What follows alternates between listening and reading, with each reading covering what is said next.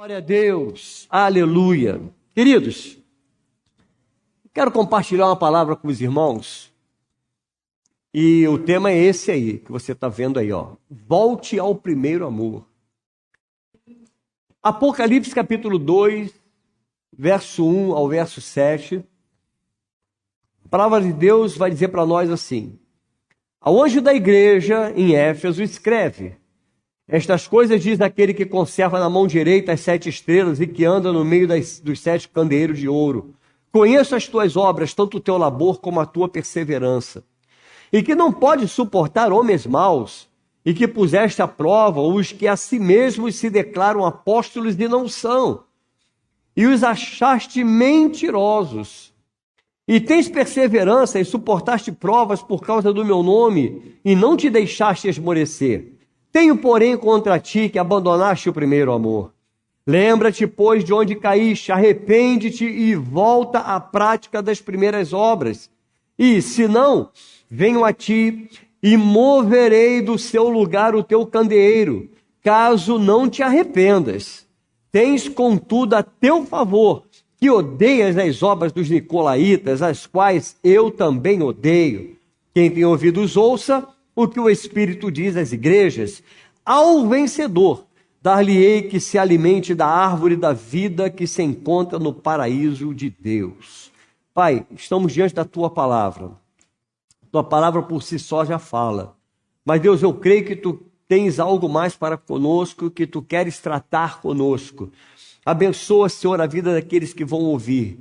Que haja, ó Deus, ao menos um par de ouvidos que ouça, mas que ouça e medite, Pai, na Tua palavra, que venha ruminar a Tua palavra, e não permita que eu venha atrapalhar, mas que também saia daqui abençoado pelo poder da Tua palavra.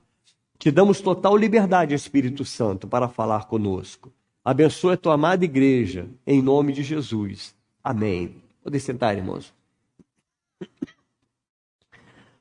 Amados, vou lhe fazer uma pergunta, e é muito pessoal. Como é que está o seu relacionamento com Jesus? Como é que está o seu relacionamento com Deus? Amados, Deus olha o nosso coração e Ele sabe exatamente o quanto nós o amamos de verdade. Ele sabe, Ele conhece a nossa vida. Então Deus sabe se nós o amamos e se nós amamos amar a Deus. Você está entendendo isso? Será que nós amamos amar a Deus? O amor, como diz a palavra, o amor ele nunca acaba. Muito pelo contrário. Ele sempre se multiplica. O amor aumenta. O amor, ele é algo que vai aumentando e crescendo gradativamente na nossa vida. Um casal que se ama, ele nunca vai amar só num limite. Ele sempre vai amar um pouco mais e sempre mais e mais. Assim é o amor. A Bíblia diz que o amor jamais acaba. O amor não acaba. Eu comprei um livro do Luciano Subirá, eu acho que os irmãos já devem estar lendo esse livro. E ele escreveu um tema, Até que Nada Mais Importe. Irmãos, esse livro é impactante. Eu aconselho você a comprar e ler esse livro. Compre e leia. Você vai chegar a um ponto que você vai dizer, eu tenho que amar ao Senhor e fazer a obra até que nada mais na minha vida importe, somente Deus. Somente Deus, Ele precisa ser o número 1 na minha vida. Por que tantas igrejas não possuem mais, queridos, uma paixão ardente por Jesus? E quando eu falo de igreja, eu não estou me referindo a denominações.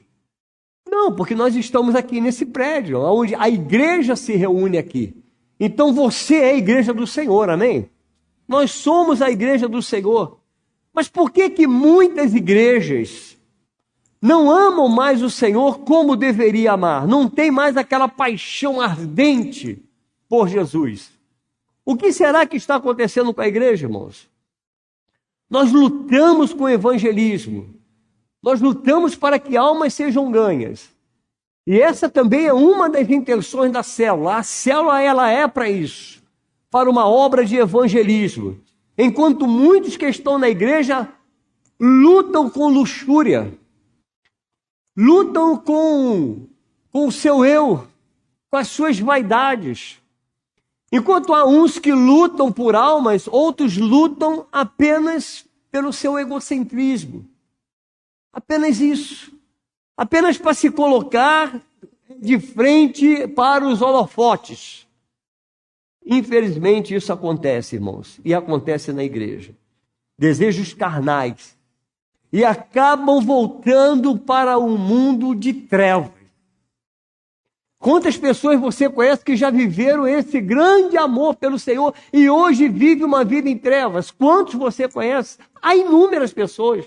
Há pastores, ex-pastores que estão assim, que um dia pregaram o evangelho, já tiveram uma vida fervorosa com o Senhor e de repente tudo se desmorona. A resposta para todas essas questões está na ausência do fogo e da paixão por Deus, irmãos. Porque aquele que ama, quem é apaixonado, que haja o que houver dentro da igreja, eu jamais deixarei de amar ao meu Senhor. Jamais. Não há nada que aconteça ao nosso redor que possa nos tirar do centro da vontade de Deus. Qual é a temperatura da sua vida espiritual? Qual é a temperatura da sua vida? E todos nós, cada um de nós sabemos medir essa temperatura de amor. Sabemos. Você sabe se você ainda ama o teu cônjuge como do início, você sabe. Nós sabemos tudo isso. Você pode até nem compartilhar, mas cada um sabe o que sente pelo outro. E cada um de nós sabemos o que sentimos verdadeiramente pelo Senhor também. Assim é com Jesus, assim é com Deus. Se não colocarmos lenha na fogueira do nosso relacionamento, amados, ele acaba esfriando a ponto de afastar-nos, e assim é com Deus. Se nós não colocamos lenha no nosso relacionamento conjugal, isso pode vir a esfriar e entrar até num litígio. Você sabia disso? Sabia que tem gente que está em litígio com Deus? Tem. Parece um absurdo que eu estou falando, mas é uma verdade. O tempo todo a Bíblia fala muito acerca desse relacionamento. E amar a Deus é o maior mandamento. Olha o que diz a palavra do Senhor, irmãos, que vai ser projetado aí, ó. Mateus 22, 36 a 38, vai dizer assim, o próprio Jesus. Mestre, qual é o grande mandamento na lei? Os discípulos perguntaram para o Senhor. Qual foi a resposta dele? Respondeu-lhe Jesus, amarás o Senhor teu Deus de todo o teu coração, de toda a tua alma e de todo o teu entendimento. Este é o grande e primeiro mandamento. Amar a Deus sob todas as formas, de todas as maneiras, em todos os quadrantes da tua vida. É amar a Deus acima de tudo. Será que nós estamos observando bem esse mandamento, queridos, e colocando isso em prática? Será que nós colocamos isso em prática ou é apenas mais um versículo da Bíblia?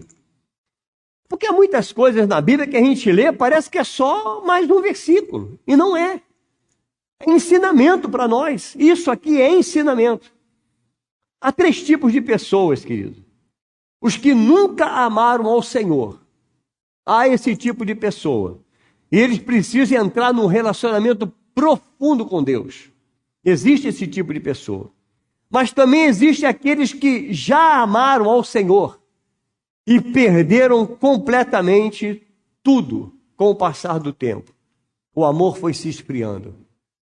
Mas em contrapartida, ainda há muitos que amam verdadeiramente o Senhor. E eu espero que você esteja inserido nisso. Espero que você esteja inserido nesse amor pelo Senhor. Amá-lo de todo o coração. Haja o que houver. Haja o que houver. Ah, mas eu estou decepcionado com a igreja. Não, com a igreja não. Você pode estar decepcionado com uma denominação. Você pode estar decepcionado com o CNPJ. Mas decepcionado com a igreja, com a noiva de Cristo? Não, não. Isso não. Você pode ter se decepcionado com um e com outro. Mas a igreja não é culpada da sua decepção. Então, por esse motivo, você abandona o primeiro amor? Por esse motivo, por ter acontecido algo tão estarrecedor na tua vida, não, eu não consigo mais frequentar a igreja, eu não quero mais saber de igreja. É isso mesmo? Na carta que Jesus endereçou a essa igreja de Éfeso, ele trata da decadência do amor daquela igreja para com Deus. E sabe como é que está essa igreja hoje, irmãos? Em ruínas. Esta igreja está em ruína. Porque perdeu o primeiro amor. Eu espero com toda sinceridade, eu espero que nunca em momento nenhum eu venha encontrar nenhum de vocês com uma vida em ruína. Eu espero nunca encontrá-los assim, com uma vida completamente destruída. Éfeso não deu ouvidos à palavra do Senhor. Olha o que diz o verso 7. Quem tem ouvidos, ouça. Por que João enfatizou isso? Porque é uma igreja que estava perdendo o poder auditivo, ela não estava mais ouvindo, não estava mais dando atenção. Porque, irmãos, uma coisa é você escutar, a outra é você ouvir. Peraí, foi o pastor que bateu numa madeira, a madeira fez barulho, eu ouvi o toque e foi com a mão. Isso é ouvir. É você prestar bastante atenção no que está sendo falado. Então essa igreja, ela não tinha mais ouvidos para ouvir a palavra. E ele diz, quem tem ouvidos, ouça o que o Espírito diz às igrejas. Ao vencedor, dar-lhe-ei que se alimente da árvore da vida que se encontra no paraíso de Deus. Amado, se você não der ouvido à palavra de Deus, você corre um grande risco de terminar a sua vida em ruínas. E eu estou falando de vida espiritual, porque aqui não entra a sua vida financeira. Você pode ter uma vida financeira muito boa, porém espiritualmente paupérrima, pobre, cego e nu. Você está entendendo isso, irmão? Como estou entendendo essa palavra que Deus está tratando conosco nessa noite? Se Éfeso tivesse dado ouvidos, estaria lá até hoje. Por que muitas igrejas hoje você encontra em ruína? E eu repito, estou tratando de seres. Por que muitas igrejas hoje você encontra por aí em ruína?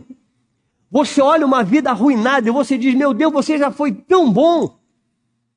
Você já esteve tão bem, você já foi tão fervoroso. Perdeu o poder auditivo. Não ouve a palavra. A palavra só fez barulho nos ouvidos, mas não ruminou, não vivenciou aquela palavra. Jesus fez elogios poderosos àquela igreja. E o que mais me assusta é isso. Porque Jesus, quando trata dessa igreja, ele trata com elogio. Ele começa fazendo elogios à igreja. Presta bem atenção. Ela era uma igreja maravilhosa, irmãos. Sabe, eu considero a nossa igreja aqui uma igreja muito boa. Quantos consideram isso? Uma igreja muito boa, irmãos. Uma igreja maravilhosa. Tudo no seu devido lugar, tudo muito bem organizado. Eu acho a nossa igreja uma igreja muito boa e maravilhosa. Olha o que Jesus fala acerca daquela igreja. Olha como ela era boa. Olha o verso 2 e 3. Conheço as tuas obras. Imagina ele falando isso para nós aqui agora. Nova Vida de São Cristóvão, meus filhos. Eu conheço as tuas obras. Eu conheço a obra de vocês. Tanto o teu labor como a tua perseverança. Ou seja, tanto o teu trabalho quanto a tua perseverança. Vocês perseveram mesmo. Vocês não desistem. Vocês correm atrás. E que não pode suportar homens maus e que puseste à prova os que a si mesmos se declaram apóstolos e não são, e os achaste mentirosos. Olha, igreja, eu considero vocês assim, muito bem explicado, muito bem entendido na palavra. Vocês não se deixam levar por mentirosos, por falsos pastores, por falsos apóstolos. Vocês não se deixam levar. Até aqui está tudo muito bem, irmãos. Até aqui nós estamos sendo elogiados. E o que diz o verso 3? E tens perseverança, e suportaste provas por causa do meu nome, e não te deixaste esmorecer. Ou seja, você passou por provações, igreja, mas esteve sempre comigo. Ah, querido. Mas quando eu chego no verso 4, que diz o verso 4 aí, irmãos? Não está aqui não. Tenho, porém, contra ti, abandonaste o teu primeiro amor. Lembra-te, pois, de onde caíste, arrepende-te e volta à prática das primeiras obras, e se não, venho a ti e moverei do seu lugar o teu candeeiro, caso não te arrependas. Aí o verso 6. O que vai dizer o verso 6? Tens, contudo, a teu favor, que odeia as obras dos nicolaítas, as quais eu também odeio. Um dia essa igreja caiu, irmãos. Essa igreja já esteve no auge. Uma igreja que foi elogiada pelo próprio Senhor. Uma igreja fervorosa, uma igreja de pessoas perseverantes. Mas um dia essa igreja caiu. Esfriar no amor a Deus, querido, é pecado. Você está entendendo isso? Eu tenho uma coisa, eu tenho contra ti, porque você esfriou no teu primeiro amor. Aí ele diz, volta de onde caíste, ou seja, isso é uma queda. Esfriar o amor com Deus, amados, é pecado. Eles amavam o Senhor, porém um dia perderam esse primeiro amor. O que será que significa isso, irmão? O que significa para nós o primeiro amor? É o fogo de intensidade que queima em nosso íntimo e coloca Jesus acima de todas as coisas em primeiro lugar. Sabe aquela velha história? Se você continuar na igreja, eu vou me separar de você. E eu lhe pergunto, quem vale mais? Pense. Olha, aqui na empresa não pode ter crente. Não pode trabalhar crente aqui na empresa. O que você faz? Um abraço, meu filho. O meu Jesus está acima de tudo. E o meu Deus, segundo a sua riqueza em glória, há de suprir em Cristo Jesus cada uma das minhas necessidades. Você está entendendo isso? É o fogo de intensidade que queima em nosso íntimo e coloca Jesus acima de todas as coisas. Em primeiro lugar da nossa vida deve estar o Senhor. Mateus 13:44 vai dizer, o reino dos céus é semelhante a um tesouro oculto no campo, o qual certo homem, tendo achado, escondeu. E transbordante de alegria, vai e vende tudo que tem e compra aquele campo. Ou seja, eu achei um tesouro valiosíssimo. Eu encontrei Jesus, eu encontrei o Evangelho me alcançou, Jesus transformou a minha vida. Esse para mim é o maior tesouro que eu posso ter. Não há tesouro maior. Não há nada melhor do que Jesus na nossa vida, irmãos. O que pode substituir Jesus? Nada o substitui. Esse é o amor do Senhor. Esse é o amor ao Senhor. Renunciamos a tudo por amor a Ele, para usufruir do maior tesouro que nós possamos possuir. Jesus. Jesus é o maior tesouro. Você pode ter uma conta bancária, irmãos, você pode ter o dinheiro que for na tua conta bancária, comprar o que você bem entende, fazer o que você bem entende da tua vida financeira. Nada vale mais do que Jesus. Nada tem mais valor do que o nosso Deus. A alegria é uma marca de alguém que encontrou Jesus, amado. E nada mais importa na vida daqueles que têm Jesus como seu maior tesouro. Nada mais importa. Olha o que diz a palavra de Deus em Mateus 13, 3-6. E de muitas coisas lhes falou por parábolas e dizia, eis que o semeador saiu a semear. E ao semear, uma parte caiu à beira do caminho, e vindo as aves, a comeram. Outra parte caiu aonde? Em solo rochoso, onde a terra era pouca, e logo nasceu, visto que não ser profunda a terra, e saindo, porém, o sol a queimou, e porque não tinha raiz, secou-se. Muitos relacionamentos são exatamente assim, sem raiz. E qualquer coisinha, qualquer briguinha, qualquer arranhãozinho, irmão, já abandona tudo. Qualquer discussãozinha já pensa logo em abandonar tudo e sair do barco. É ou não é assim, irmão? Qualquer solzinho que queima um pouquinho mais, não dá. porque eu me magoei, eu estou muito ferido, eu fiquei muito ferida.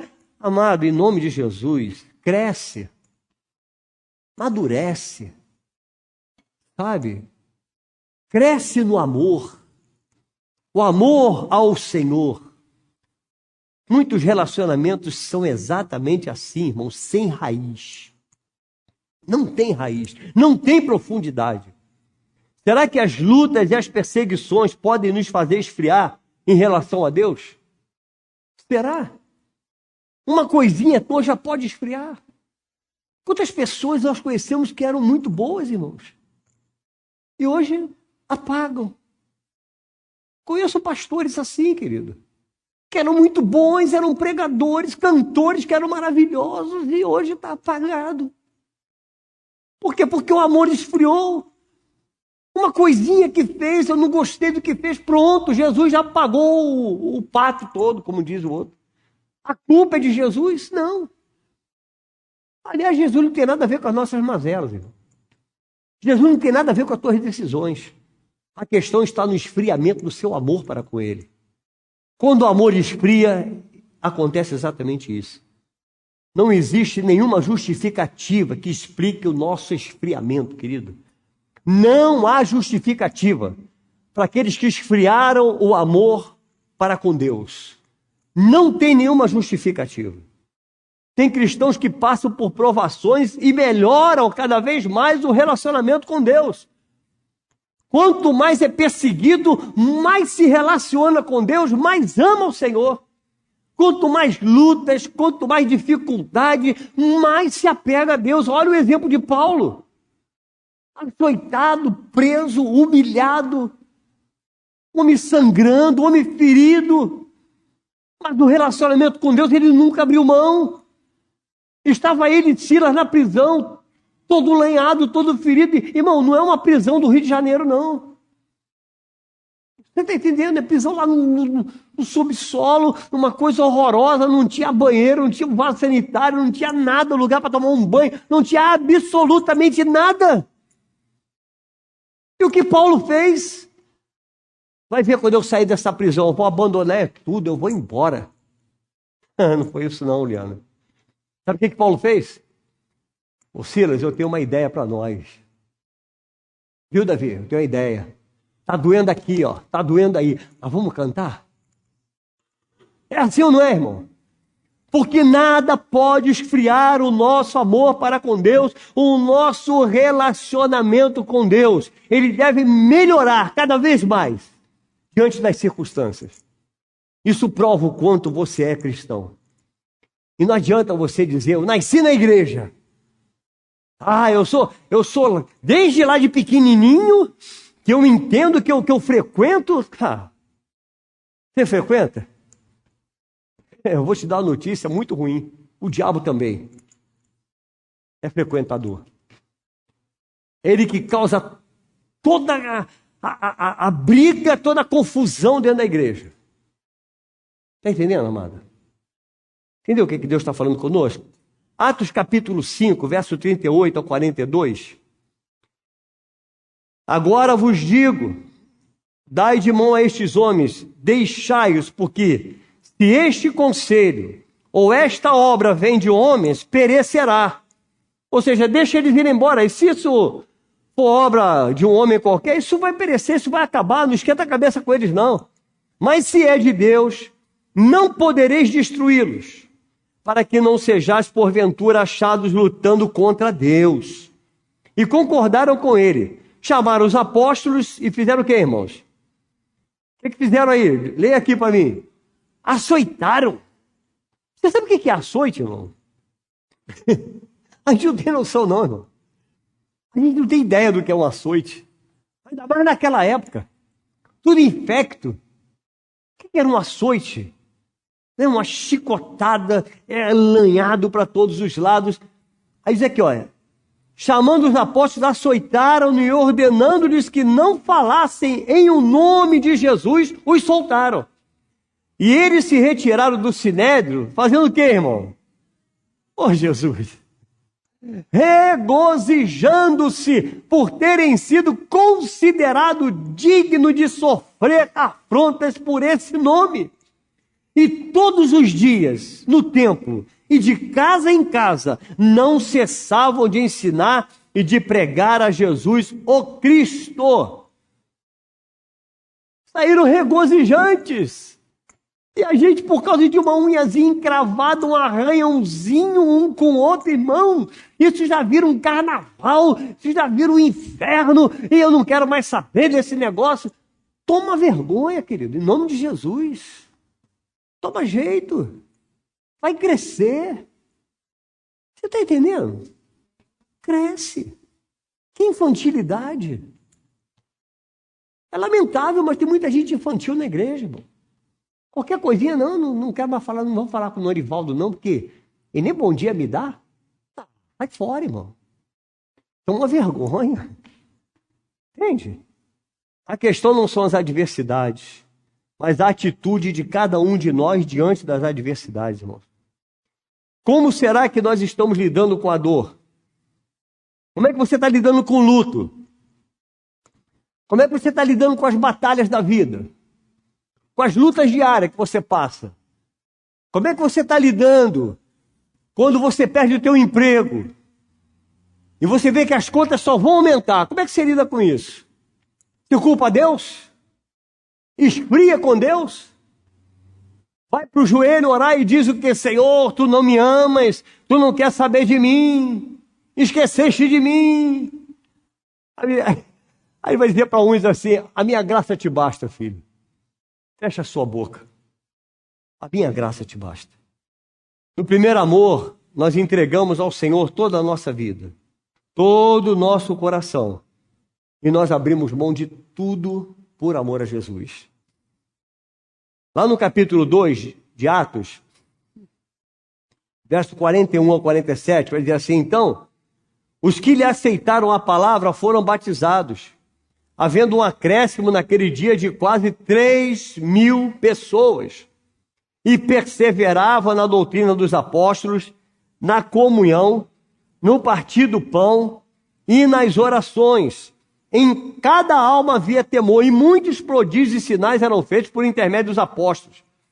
Todos os que creram estavam juntos e tinham tudo em comum, vendiam as suas propriedades e bens, distribuindo o produto entre todos. À medida que alguém tinha necessidade diariamente, perseverava unânime no templo, partiam pão de casa em casa e tomavam as suas refeições com alegria e singeleza de coração, louvando a Deus e contando com a simpatia de todo o povo. Enquanto isso, acrescentava-lhes o Senhor dia a dia os que iam sendo salvos.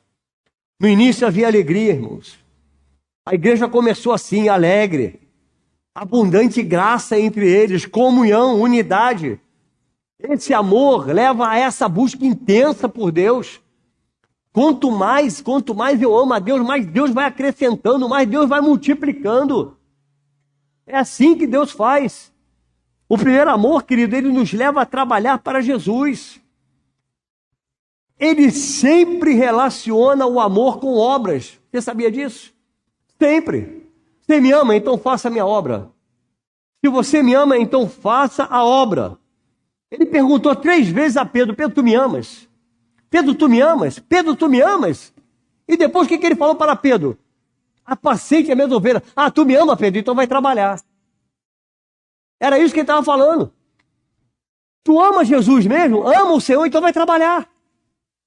Vai trabalhar, abraça os desafios. Tem tanto desafio que você pode abraçar.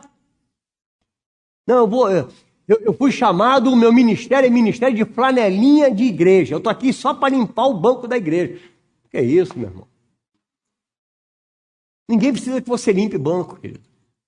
Há muita coisa que você pode fazer. Há muita coisa. Paulo falou disso, que o amor de Deus nos constrange a viver para aquele que nos salvou. 2 Coríntios 5, 14 a 15, vai dizer, pois o amor de Cristo nos constrange, julgando nós isto. Um morreu por todos, logo todos morreram. E ele morreu por todos, para que os que vivem não vivam mais para si mesmos, mas para aquele que por eles morreu e ressuscitou. Querido, se você tem convicção disso, vai trabalhar, irmão. Trabalha na obra. Se apresente. Se apresente para fazer. Esse é o grande amor, é o que nós podemos fazer na obra. Se eu amo, eu quero o bem da obra. Eu quero o bem da obra. Eu não puxo o contrário. Eu não luto contra. Eu sempre que eu paro para pensar em trabalhar na obra, eu me lembro de Davi. Quando Davi, ele juntou tudo para construir um templo. Eu fico imaginando ele fazendo plantas, ele juntando material e tal, tudo pronto. Ele tinha tudo nas mãos para construir o templo. O que o Senhor disse para ele? Davi, não é você não. Você não vai construir não, Davi, porque a tua mão está suja de sangue. Sabe quem é que vai construir, Davi? É o teu filho, é Salomão. Se é outro, irmão. É? Rasguei o projeto, esquece tudo. Pronto, se vira aí, Salomão. Foi isso que Davi fez? Não, querido. Não. A obra é do Senhor. Está aqui, Salomão. Olha aqui, filho. Está aqui, ó, tudo, tá? Para você construir. Tá bom? Estou te abençoando. Entende? Quantas pessoas são assim, irmão? Estão na obra do Senhor. Na primeira situação que passa, agora é? Não, agora também esses projetos todinho agora já eram. Não vou passar para ninguém não, eles que se virem. Querido, tira esse espírito de egoísmo do teu coração. Em nome de Jesus. Em nome de Jesus. 1 Coríntios 15, 9 ao 10. Porque eu sou o menor dos apóstolos, que mesmo não sou digno de ser chamado apóstolo, pois persegui a igreja de Deus. Mas, pela graça de Deus, sou o que sou. E a sua graça que me foi concedida não se tornou vã. Antes, trabalhei muito mais do que todos eles. Todavia, não eu, mas a graça de Deus comigo. Pastor, eu não aguento mais não. Eu já fiquei na portaria 2 dias, vou ficar o terceiro? Não, por favor, irmão. Não gosto nem de ouvir isso, querido. Não gosto nem de ouvir isso. Pastor, eu já fiz 2 dias seguidos. Vê se bota outro no meu lugar. Deveria ser um privilégio, irmão. Pegar uma vassoura e varrer uma igreja, irmão, tem que ser um privilégio. Mas a gente às vezes se acha tão diminuído, né, para fazer isso. Não, eu não vou, porque o que vão pensar de mim? Vão pensar que tu trabalha na Conlurb, né, irmão? O primeiro amor nos leva a buscar a Jesus e colocar em primeiro lugar. E a perda desse amor? Onde é que isso vai nos levar, irmão? A falta de trabalho não é sinal de perda do primeiro amor. Presta bem atenção nisso, eu vou repetir para você entender. A falta de trabalho não é sinal de perda do primeiro amor, pois a igreja de Éfeso havia perdido o primeiro amor e continuava trabalhando. Então não é você trabalhar, fazer tudo na igreja, você está demonstrando amor, não. Olha o que a palavra do Senhor diz em Apocalipse 2, 2 a 5. Conheça as tuas obras, tanto o teu labor quanto a tua perseverança. E que não pode suportar homens maus, e que puseste à prova os que a si mesmos se declaram apóstolos e não são. E os achaste mentirosos, e tens perseverança, e suportaste provas por causa do meu nome, e não te deixaste esmorecer. Tenho, porém, contra ti que abandonaste o primeiro amor.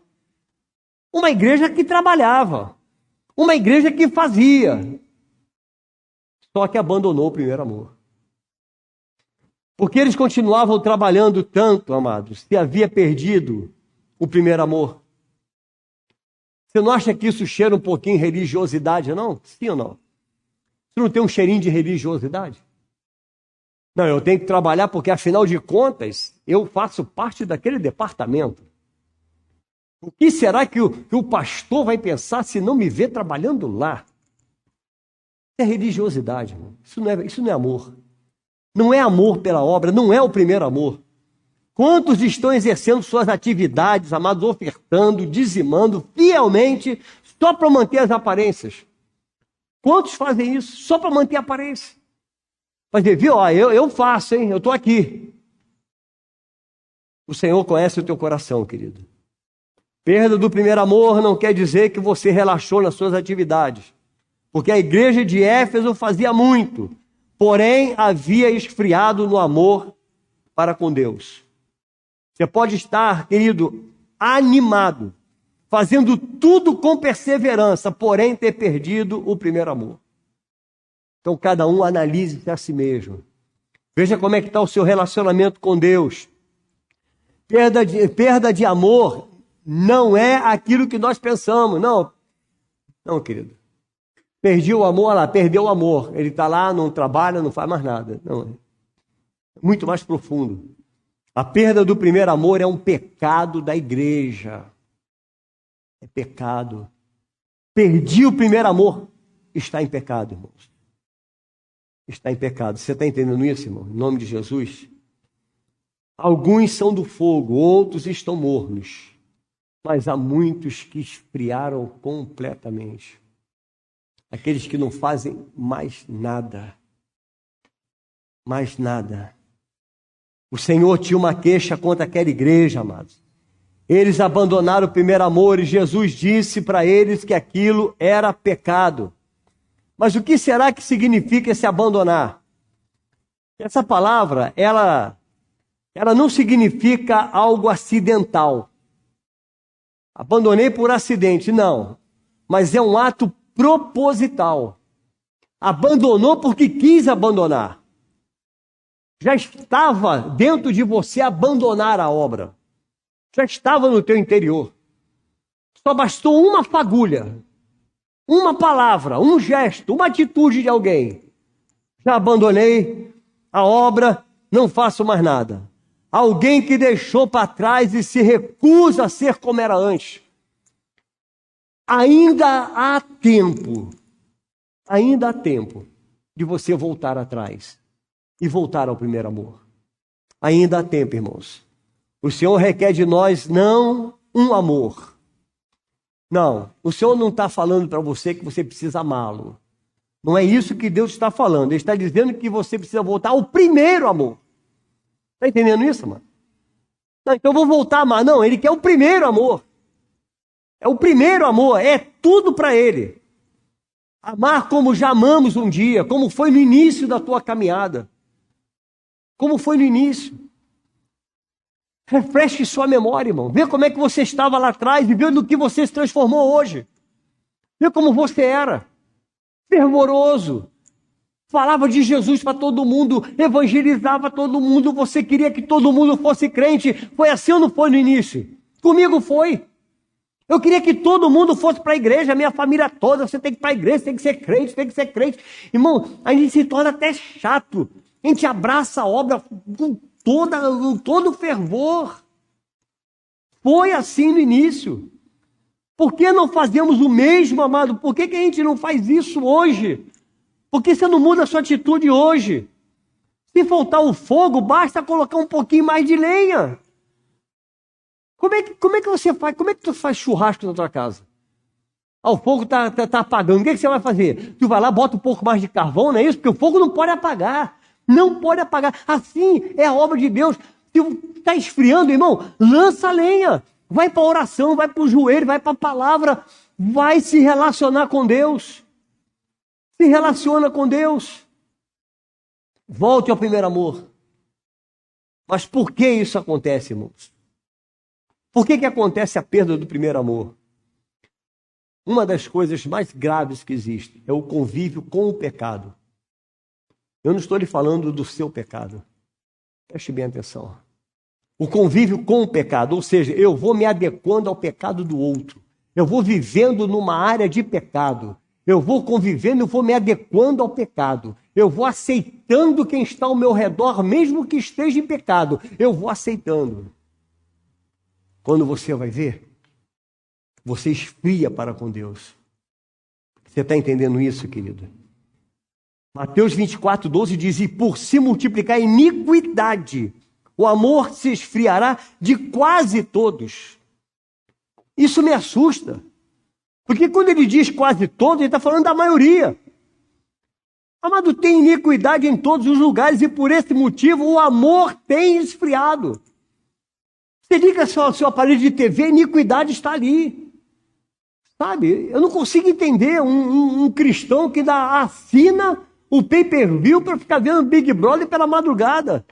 Em nome de Jesus, você está se adequando ao pecado, está se adequando a um erro. Amado, preste atenção no que você está fazendo na sua casa. Você abre um esgoto na tua casa e deixa tudo que é porcaria descer na tua casa. Preste atenção nisso. É o que Deus está falando, olha. Você não pode se adequar ao pecado. Tem que dizer não. Mas eu recebo de vez em quando nas mensagens aqui, no meu WhatsApp, umas piadas. Irmão, deleta isso em nome de Jesus. Deleta esse grupo, sai fora desse grupo. Tem palavrão, sai fora do grupo. Você vai se adequando. Sabe? A gente vai acabar se acomodando. Bem-aventurado o varão que não anda no conselho dos ímpios. Não se detém na roda dos pecadores. Não se detém, não para na roda dos pecadores. Não busca conselho aos pecadores. A gente acaba buscando conselho com os pecadores.